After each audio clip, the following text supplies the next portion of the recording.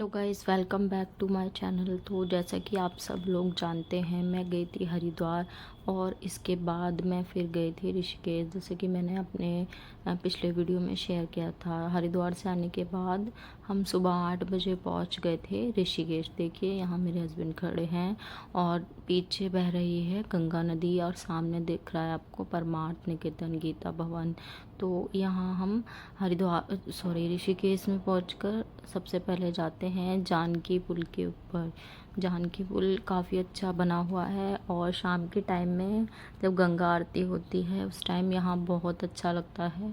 और यहाँ जो पुल बना हुआ है इसके ऊपर लाइटिंग होती है काफ़ी प्यारी, जो देखने में बहुत अच्छी लगती है। यहाँ बीच में पैदल चलने का रास्ता है और अगल बगल से एक तरफ से गाड़ियाँ आती हैं और दूसरी तरफ से गाड़ियाँ जाती हैं। पुल के ऊपर चलकर हमने यहाँ पर कुछ शूट किया। मेरे हस्बैंड आगे आगे चल रहे हैं और मेरा भाई भी आगे चल रहा है और मैं अपना कुछ वीडियोस ले रही हूँ।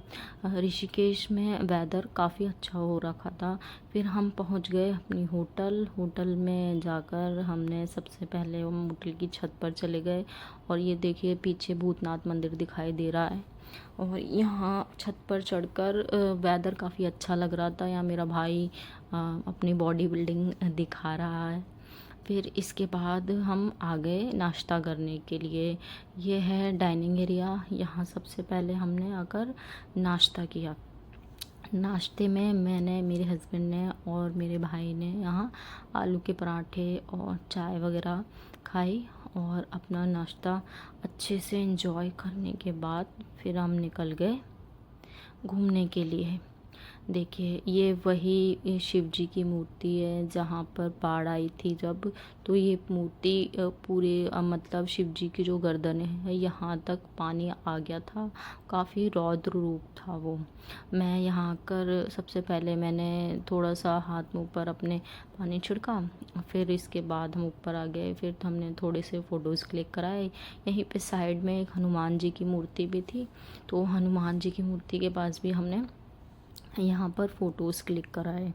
और फिर मैंने अपने कुछ वीडियोज़ लिए रील बनाने के लिए। यहाँ पे पीछे से बहुत ही सुंदर व्यू लग रहा था, जो काफ़ी देखने में अच्छा था। इसके बाद हम निकल गए राफ्टिंग के लिए। जो भी कोई ऋषिकेश आता है राफ्टिंग ज़रूर करता है, तो हम तैयार होकर निकल गए राफ्टिंग के लिए। हम राफ्टिंग के लिए पहुंचने में कम से कम आधा घंटा लगा। राफ्टिंग पहुंचने का जो रास्ता था काफ़ी अच्छा था, पहाड़ों के बीच से होकर गुजर रहा था और यहाँ पे काफ़ी ऊंचे ऊंचे पहाड़ थे। फिर हम राफ्टिंग के लिए पहुँचे। देखिए कितनी भीड़ है राफ्टिंग के लिए।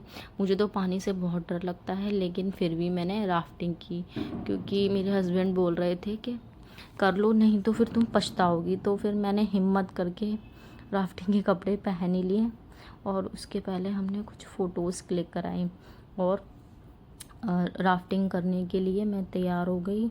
देखिए ये हमारे कुछ राफ्टिंग के दौरान लिए गए फ़ोटोज़ हैं।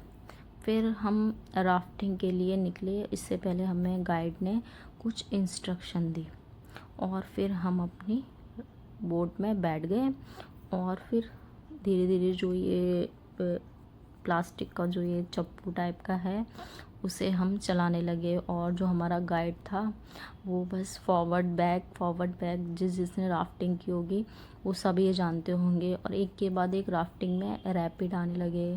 पहले जो रैपिड आए थे वो छोटे छोटे थे, उसके बाद जो आगे वाले रैपिड आए थे वो काफ़ी बड़े बड़े आए थे। पानी बिल्कुल हमारे फेस को टच कर रहा था और जो हमारी बोट थी बिल्कुल डूब जा रही थी। पर ये अच्छा था कि हम लोग कोई भी गिरा नहीं और हम सब ने मैनेज कर लिया और हमने काफ़ी अच्छे से राफ्टिंग की। राफ्टिंग करके बहुत अच्छा लगा। मैं तो ये सोच कर गई थी या तो मर जाऊंगी या तो बच ही जाऊंगी, तो भगवान की कृपा रही तो मैं बचकर वापस आ गई क्योंकि मुझे पानी से बहुत ज़्यादा डर लगता है।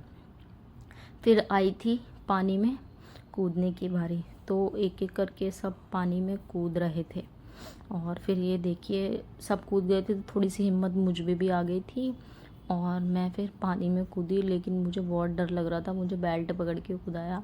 जैसे ही मैंने पानी में पैर रखा तो इतना ठंडा पानी था, ऐसा लग रहा था कि मानो नीचे से कोई पकड़ रहा हो मुझे। फिर भी मैं हिम्मत करके पानी में कूद गई, क्योंकि बार बार लाइफ में ये एक्सपीरियंस करने को नहीं मिलता है। मेरे हस्बैंड मेरे पीछे ही थे और वो मुझे भरोसा दिला रहे थे कि कुछ नहीं होगा।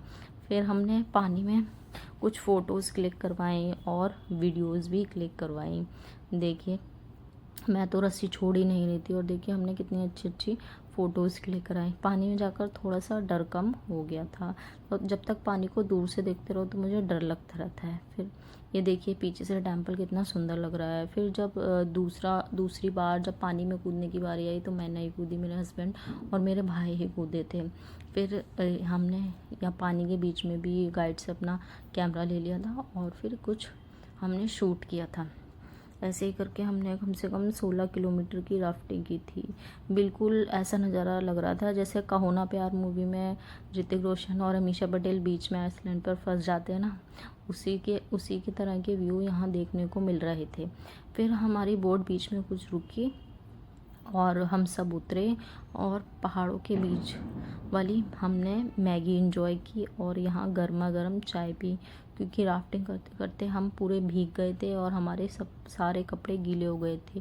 देखिए पीछे से कितना सुंदर फाउंटेन आ रहा है। हम यहीं पे बैठ गए और हमने खाई फिर पहाड़ों वाली मैगी और चाय गर्मा गर्म पी। तो मेरे हस्बैंड यहाँ पे बोल रहे हैं कि एक बार हमने कश्मीर के गुलमर्ग में पहाड़ों वाली मैगी खाई थी, अब हम यहाँ ऋषिकेश में पहाड़ों वाली मैगी खा रहे हैं और इन्जॉय कर रहे हैं।